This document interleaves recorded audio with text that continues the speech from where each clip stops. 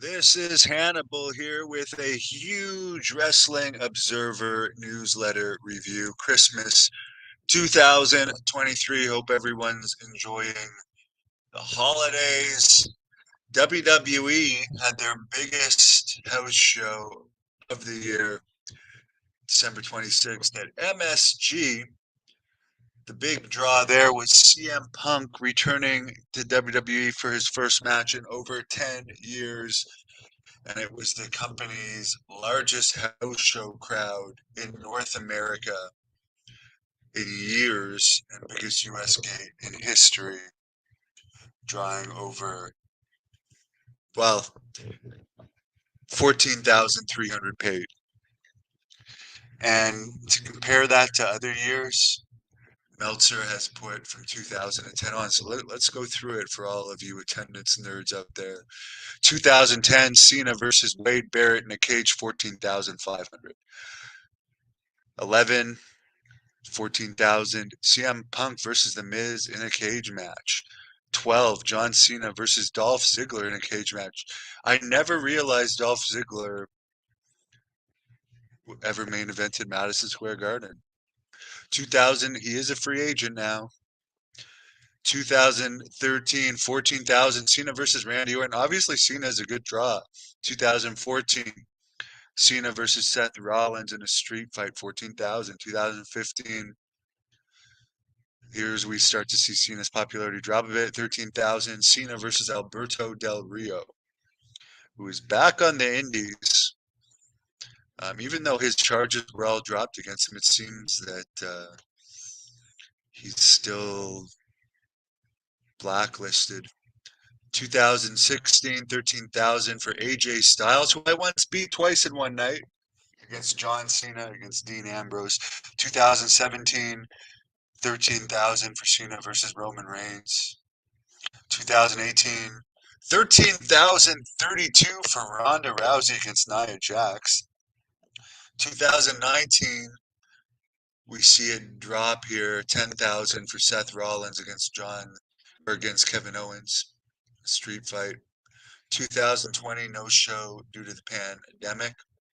2021, only 5,300 for Seth Rollins versus Kevin Owens versus Big E in a cage match, but apparently E and Seth missed the show, and it ended up being Edge versus Owens in a cage match, only 5,300. 2022, which was last year, only 8,900, which was Braun Strowman and Kevin Owens versus the Usos. Obviously, Kevin Owens not a big draw in New York City. The SmackDown crew that also had a show December 26th, making use of the holiday crowd, had 5,848 fans in Baltimore this year. They were in Boston on the 27th, 9,626. I'm surprised they didn't use CM Punk in Boston. And then in Detroit, over 8,000 again. So very good house show numbers. Um, I'm surprised they wouldn't use Punk in Detroit or Boston, though. Those are major cities. Apparently, the Madison Square Garden gate number was over 1.2 million. And Sami Zayn was added to the Christmas tour at the last minute, despite doing an injury angle only 8 days ago. Triple H's wonderful booking. By the way, the WWE did go to the Montreal area last night in Laval, Quebec, which is an outskirt town of Montreal. They still claimed it was Montreal. The Minor Hockey Arena, which honestly, I don't know why AEW didn't run the Minor Hockey Arena, because they didn't have very big crowds for the Dynamite and Collision tapings, and the atmosphere would have been better in the Minor Hockey Arena. Same with Ottawa. They're coming here for Collision in March. I looked at the seating map, and it looks like they're only using like 20% of the arena, and tickets aren't even selling that well. We have a minor hockey arena here that's right downtown with a great wrestling history, the Ottawa Civic Center. Why they wouldn't just run there, I don't know. I guess Tony Khan would rather run a bigger building tarped off than have a smaller building. It's better atmosphere, but that's his choice. They are going to have a good crowd though for AEW for their When World End pay-per-view, December 30th, Nassau Coliseum in Uniondale, Long Island. It's about 8,000 tickets out right now. Meltzer says the AEW business is not that strong right now. He can't understand why in the markets they're not advertising it as Sting's last match in the market. Apparently, they only added Sting to the Nassau Coliseum show 3 days ago, and it's his last time wrestling in there. So, I mean, you could have made more out of the Sting retirement. Apparently, there's over 38,000 tickets out right now for the Wembley Stadium show next summer, and there's over 13,000 tickets out for Sting's retirement match. And more WWE news, and the MLW lawsuit was settled with WWE, which was basically all we've heard from MLW is this lawsuit. That's the only buzz we've heard, where they were claiming they had a monopoly on wrestling. Honestly, AEW affected MLW, and also I don't find it entertaining. I really don't find their program entertaining. They got a few good wrestlers.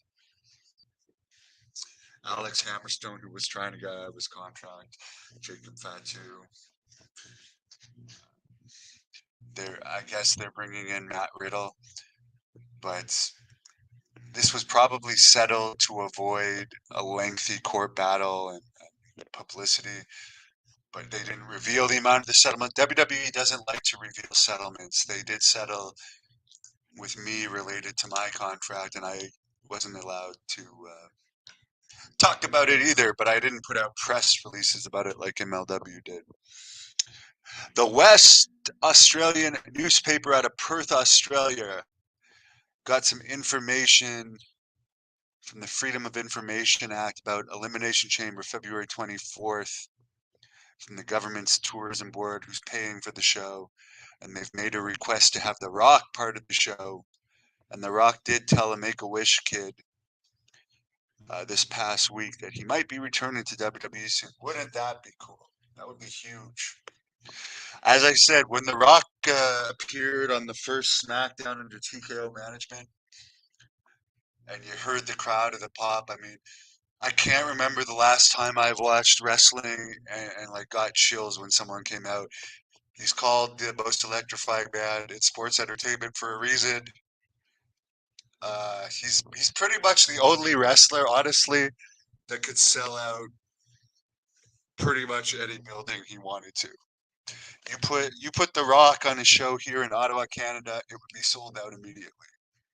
I don't see any other wrestler doing that. Yes, he is more of a Hollywood star than a wrestler, but you could still consider him a wrestler. The Authors of Pain are scheduled to return on the January 5th SmackDown in Vancouver. I have no problem with this team. I actually know Sonny Dishaw a bit. I like them. I just find it weird that they didn't do anything for like the whole time that they weren't with WWE and wrestling. And then they're brought back. It used to be. I know the whole business has changed, but I'll give Cody credit where credit is due. When Cody was not with the WWE, he had a huge buzz on the independents, and you used to have to like have a buzz about you to get signed. And now like they sign people that have been completely off the radar. But I'm not against that signing or anything. I'm just saying that times have changed. Apparently, Paul Ellering is coming back with them. Apparently, Gunther's taking time off because his wife is giving birth or gave birth to a baby boy on the 27th. Congratulations to him.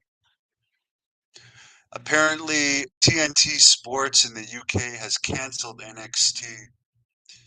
will only be available on the WWE Network in the UK now. Meltzer points out that regarding Raw's claim of being the longest running episodic TV show in history, he says the Portland Wrestling Show ran 41 years and Georgia Championship Wrestling also ran longer than Raw, but they can say whatever they want. Some other notes that are some delayed attendance news. October 2nd in San Jose, 9,624 paid. They had an over $500,000 gate. October 20th in San Antonio, they had over 13,000 fans paying over almost $600,000. November 5th in Wilkes-Barre, Pennsylvania, they drew 6,461, paying $399,000 in the gate. The NXT No Mercy show in Bakersfield, September 30th. WWE used me once as an extra in that town. That was when King Booker was crowned. They drew 4,306, paying $262,000 in the gate. November 13th in Washington, D.C., they had over 8,000 fans paying over $600,000. October 23rd in Dallas, Texas, the city I like very much, had almost 11,000 fans paying over $600,000. I'm sure I will wrestle in Dallas again sooner or later. October 31st in Glasgow, Scotland, over 7,000 fans with a gate of over $600,000. October 30th in Nottingham, United Kingdom, where Robin Hood used to hang out.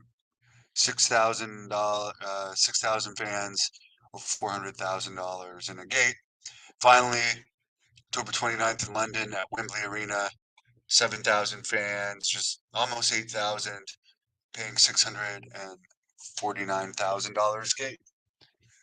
So AEW definitely did way better than WWE in the UK this year. By the way, this is interesting. One of my favorite wrestlers, and I know I get heat for saying that, but he is one of my favorite wrestlers, took a shot at Vince McMahon on the Steve and Captain Evil podcast, saying that he had COVID and they needed him to go to Saudi Arabia and job to Roman Reigns. I guess he had COVID 3 times. He was still sick. And Goldberg said, well, if I'm going to do that, you need to give me a proper retirement match. And Vince McMahon promised him that and then didn't do it. He also said he wanted to be part of Sting's retirement, but AEW doesn't seem interested. Why AEW? Like, they make such a big deal for all these no names that only smart marks care about, and they won't like bring in Goldberg. Like, Goldberg would pop a rating. I'm sorry. At least give him his retirement match or a retirement tour. Apparently, WWE at the Minor Hockey Arena in Toronto tonight has 8,000 tickets out. And for CM Punk's second house show match, December 30th in LA, they got almost 13,000 tickets out. So CM Punk definitely bringing some interest. LA, another one of my favorite cities to wrestle in. Meltzer has a bunch of info on the Von Erich movie. Apparently it was number 6 at the box office. Took in almost $5 million. Total gross of $8,570,000. It was done on a 16 million budget, so they will probably surpass that over time. And apparently they'll be very happy if it hits 25 million in the gross. Meltzer brought up some points about it. Of course, I mean, as I said, I did a review of it. I saw it. Sadly, like, it was over 2 hours long, and I have a habit of falling asleep in these movie theater chairs that recline, and I fell asleep several times in the movie But I think one thing that really took me out of the movie was the guy that played Kerry Von Erich, and Meltzer mentions that in here, that Jeremy Allen White was simply far too much of a stretch to buy as Kerry. And he was like a the thing is, Kerry was always known as the brother with the best body, but in the movie Kevin had the best body. And that's something that I don't know, it just took me out of it. I will watch the movie again, not in theaters, but I'm sure when it comes out on YouTube or whatever, I'll order it. But it was disappointing to me, I guess, because of all the hype. I thought it would be better. Meltzer brings up that all of the brothers actually achieved their highest amount of fame when they were in their early 20s, which is different than today. Wrestlers get their most fame when they're older, but back in those days, the girls, young girls and women coming to shows to see attractive young men was a big thing. Colonel Parker even said it in an interview with me. The promoters used to hire attractive young men that the girls would come and see, because if there was hot young girls at the crowd, that would bring guys into the crowd. Now, if you go to wrestling shows, it's rare to see women. Very, very rare to see women that like wrestling. Um, Meltzer also brought up that at one point in time, Bruiser Brody negotiated a deal for World Class in Japan, where Fritz was getting 225 US a year to send talent over there. Most notably, Kevin and Kerry and Brody was supposed to get 10% cut for negotiating that deal, but never got it, and that was one of the reasons he left New Japan. In other news, Britt Baker hasn't been around lately because of an injury. The AEW Collision Ring of Honor tapings December 23rd in San Antonio drew 4,874 fans. December 27th, this Wednesday, Dynamite Rampage tapings in Orlando had 5,729 fans. And in MMA news, Conor McGregor has been complaining that he hasn't been offered fights. Meltzer brings up, and this is true, it's just like WWE. They don't have to make money from pay-per-views anymore, because like ESPN airs their pay-per-views, and WWE, they all go on the networks. So it's not like they need a certain amount of people to buy the pay-per-views anymore. So the name value of the fighters on pay-per-views is a lot less. Meltzer brings up that McGregor and John Jones are the two biggest draws, and they sit on the sidelines. But he does say that likely McGregor will fight during International Fight Week in July. Hello, Ralph. Wonder if the Dingo Warriors in the Von Erich movie. He's not, but they make a reference to him when they talk about Kerry winning the Intercontinental title, that he was better than the world champion at the time, which was the Ultimate Warrior. And they did have the time. They made it seem like in the movie, for those who haven't seen it, a spoiler here, they made it seem like Kerry left to go to WWE while World Class was still running, when he didn't leave until it had folded. Someone says Dingo Warrior was mentioned. There you go, but not shown yet. I don't know. I know Triple H mentioned somewhere that Michael Hayes wasn't paid anything or asked permission for them to use his likeness. Um, Everyone seems to unanimously think that the casting of Ric Flair was horrible in the movie too. So I don't know why they didn't use the Dingo Warrior in the movie, but he always talked positive about Kerry. There was a lot. You know what? I think the real life story. I mean, Meltzer even writes in this. They downplayed David's funeral, which was a huge, massive thing in Texas. Around 7,000 people went to it. They made it seem like it was a normal, quiet funeral. They never really got into like. They could have done more with how crazy the partying was. They made it seem like Kerry Von Erich lost his leg the night he won the world title from Ric Flair. Which here's what I found, I actually think I fell asleep right after this part because it was just so. I mean, it's fine for people that don't know the story, but honestly, there's so much wrestling in this movie. I can't see a non-fan wanting to watch it. It's definitely a wrestling fan type movie, but maybe if you don't know the story. But Kerry wins the title from Ric Flair, and they're just hanging out at the house after drinking beer. And then Kerry's like, I think I'm gonna go for a motorcycle ride, and he ends up. And then it was they acted like it was half of his leg, but it was really only half of his foot. But the amount of time that these wrestlers were on the road. I mean, at one point, I think World Class was wrestling multiple shows a night.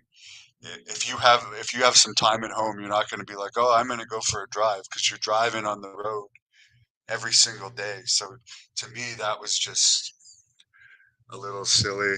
Meltzer brings up that they did keep the Kerry Von Erich foot issue a secret for a long time until the incident where his boot came off in a match in the AWA. But here's the funny thing. Supposedly he swam and showered in boots. And people thought it was weird, but nobody really thought there's anything more to it than that. I just don't understand it. Maybe everyone was just partying too hard in those days. But to see, you guys can write what you think in the comments, but like, wouldn't you find it weird to see someone showering in wrestling boots? And wrestling boots are expensive. And I've wrestled in outdoor shows in Puerto Rico where they've got wet during rain, and water definitely damages boots. So to see someone showering in boots, I don't know. I don't know how people could just maybe they're thinking, oh, that's Kerry. He's just so screwed up. He showers in boots and don't think much of it. I don't know.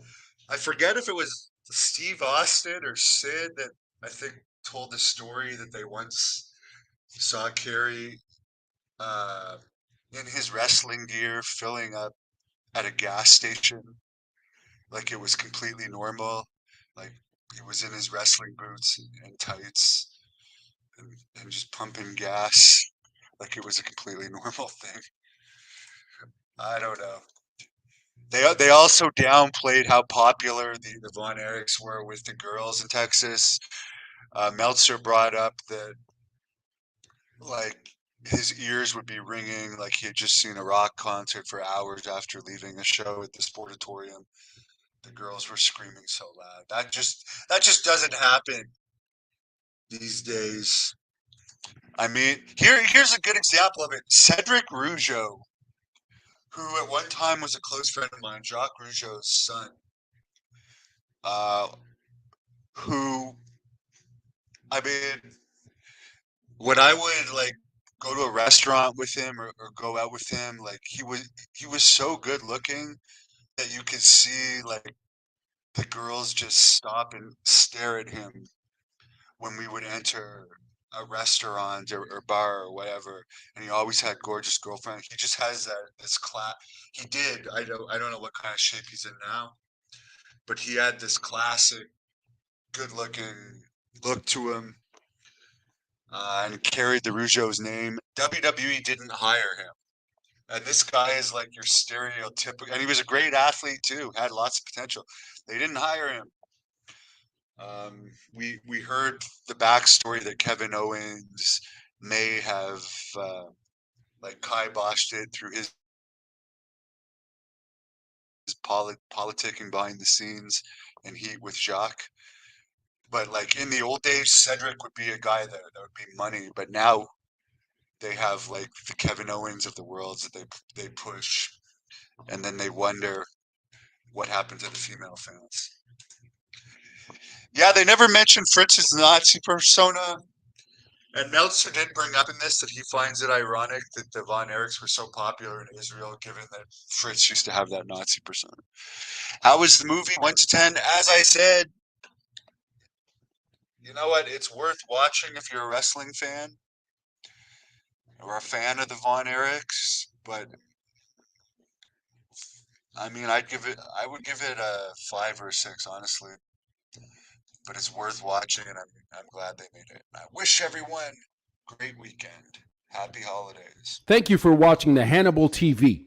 Please like this video if you enjoyed it and click the subscribe button to not miss any of our latest shoot interviews,